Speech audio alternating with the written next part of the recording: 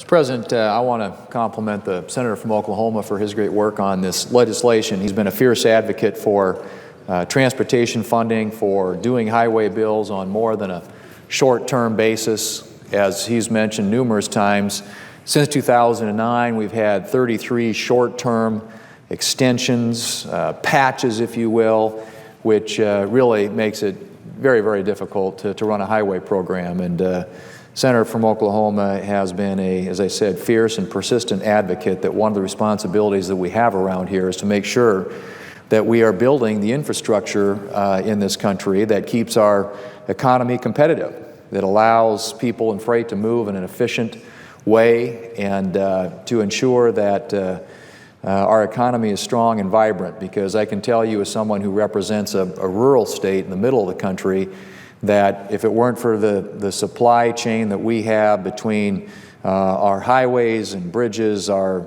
railroads, our ports, all of those things are critically important for us to get our products, the things that we raise and grow in South Dakota, to the marketplace. And agriculture is our #1 industry. It drives our economy, and it's incredibly dependent upon transportation. And so a strong, vibrant, robust economy depends upon transportation. And obviously, you want to have a system that's safe. And that's one of the issues that I want to speak to with regard to this bill as well. But I appreciate the great work that Senator Inhofe and his team, working with Senator Boxer, have done on this bill. We're going to continue to debate this. I hope we can bring it to a close. As the senator from Oklahoma pointed out, if we did that, we would have an opportunity to at least put it before the House and give them a chance to act on it, whether they choose to or not. I would certainly hope that the House of Representatives would take a hard look at this bill and consider taking it up and moving it, because there's been a lot of work that's gone into it. We have a deadline ahead of us, and if we don't do this, we're going to be stuck with yet another 34th short-term extension, just kicking the can down the road and making it more difficult for those who are in the position of having to make decisions about planning and designing our infrastructure in this country to do that. And obviously a lot of people who depend, a lot of jobs who depend upon the decisions that come out of Washington with regard to this bill. And so I would too encourage our colleagues here in the Senate to move as quickly as we can to complete action on the bill here, and to allow the House of Representatives to take a chance at considering it and perhaps getting this issue resolved, a long-term bill in place. These bills are nothing new in the Senate, Mr. President. The bill before us today is notable because it is the first transportation bill, as I've mentioned, in almost a decade to provide more than 2 years of funding for our nation's infrastructure needs. Since 2009, Congress has passed more than 33 short-term funding extensions. That's an average of approximately 5 funding extensions a year.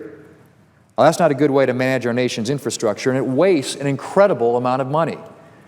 Around the country, hundreds of thousands of people and hundreds of thousands of jobs depend on funding contained in transportation bills. And when Congress fails to provide the necessary certainty about the way transportation funding is going to be allocated, states and local governments are left without the certainty that they need to authorize projects to make long-term plans for transportation infrastructure. And that means that essential construction projects get deferred, necessary repairs may not get made, and the jobs that depend on transportation are put in jeopardy. My home state of South Dakota has been forced to defer important construction projects thanks to the lack of funding certainty. Mr. President, no individual or business would start building a house or an office building if it could only promise a contractor 3 months of funding.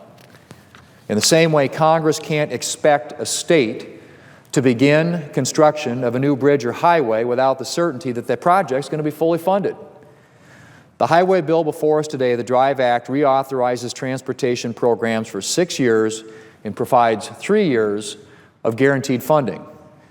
And all 3 years of funding have been paid for without raising the gas tax and without adding a dime to the deficit.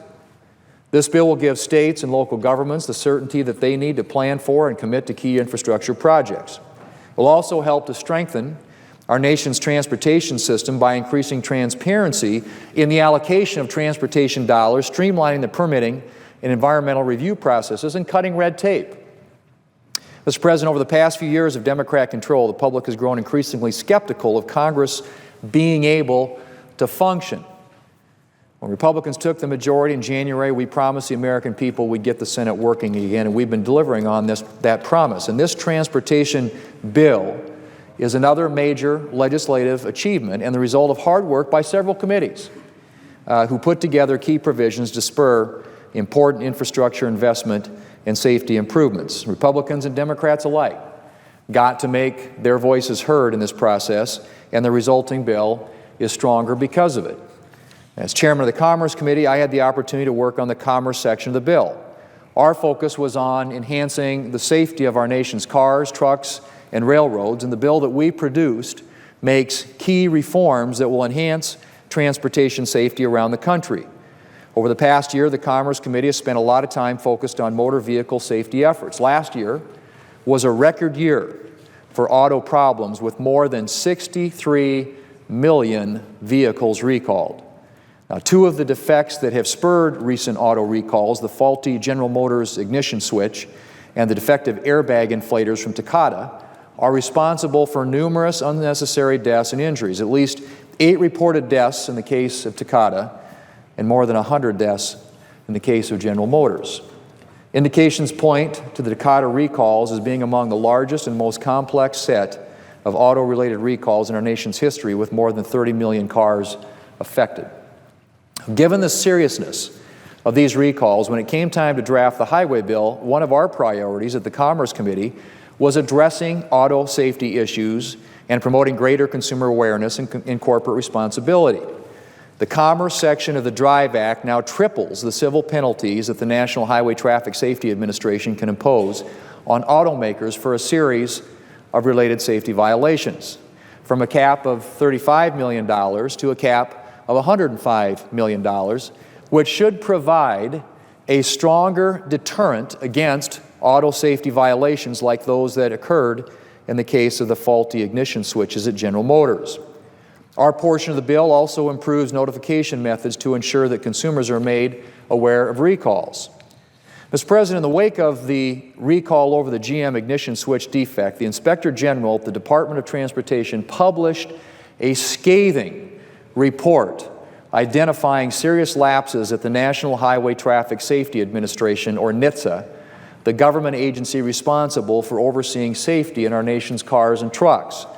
The concerns raised included questions about the agency's ability to properly identify and investigate safety problems, a concern that is further underscored, I might add, by the circumstances surrounding the Takata recalls. In addition to targeting violations by automakers, our portion of the highway bill also addresses the lapses at the Highway Traffic Safety Administration identified in the Inspector General's report. In its typical fashion, the Obama administration claimed that NHTSA's problems could be solved by simply throwing more money at the agency. But based on testimony, expert testimony from the Inspector General, it is clear that money alone is not going to solve the problem. We need to ensure that the agency fixes what is broken before we provide a significant increase in funding authorization with taxpayer dollars. Our bill makes additional funding increases for NHTSA's vehicle safety efforts contingent on that agency's implementation of reforms called for by the Inspector General, ensuring that this agency will be in a better position to address vehicle safety problems in the future. Now, I appreciate that NHTSA's current administration and administrator is pledged to implement all of these recommendations. Mr. President, another big focus of the Commerce Committee this year has been rail safety. Nearly half of the Commerce section of the DRIVE Act is made up of a bipartisan rail safety bill put together by the Republican junior senator from Mississippi and the Democrat junior senator from New Jersey. Their work on important rail and Amtrak reforms was almost ready for a committee markup at the beginning of May, but after the tragic train derailment in Philadelphia, these two senators opted to delay the markup and then added even more safety provisions to the bill that they crafted. Their bill, which passed the committee with unanimous support from committee members of both parties, includes provisions to strengthen our nation's rail infrastructure and to smooth the way for the implementation of new safety technologies. Mr. President, our transportation infrastructure keeps our economy and our nation going. Our nation's farmers depend on our rail system to move their crops to the market. Manufacturers rely on our interstate highway system to distribute their goods to stores across the United States. And all of us depend on our nation's roads and bridges to get around every single day. For too long, transportation has been the subject of short-term legislation that leaves those responsible for building and for maintaining our nation's transportation system without the certainty and the predictability they need to keep our roads and highways thriving. I'm proud of the bill that we have on the floor before us today. I hope we can pass this legislation as soon as possible and work with the House to develop a final bill that will allow us to fund our nation's transportation priorities on a long-term basis. We can't afford, Mr. President, to continue this path that we've been on of passing short-term extensions, 33 already in the last 5 years, 5 a year, more than 5 a year, and all the uncertainty that comes with that jeopardizes jobs across this country that are related to construction of these projects, that jeopardizes the planning and engineering and design work that our departments of transportation across the country do, and that puts at risk all the transportation infrastructure that moves the freight, that moves the people across this country on which our economy depends. And so I say, as a member who represents a rural state from South Dakota where we have 77,000 square miles, home to 800,000 square people, we depend heavily to get to and from our destinations on roads and bridges. We have people who drive long distances to work. We have people who come into our state every single year. This time of the year, we'll have 1 million or so people descend upon a little town in western South Dakota called Sturgis, which will be the place where the annual motorcycle rally is hosted. We have people who come by the thousands to our state every single year to visit the Black Hills and Mount Rushmore. We depend upon a good, viable, robust transportation system. And as I mentioned earlier, we are an agricultural economy that drives the jobs in our state, that keeps our main streets going, and that agricultural economy depends upon getting those things that we raise and grow to the marketplace. And that means good highways, railroads, ports, all the things that are essential to make sure that our agricultural producers can get the things that they raise and grow to the places, to the destinations they need to get them to. So this is really important work that we're doing. Again, I thank the senator from Oklahoma for his hard work.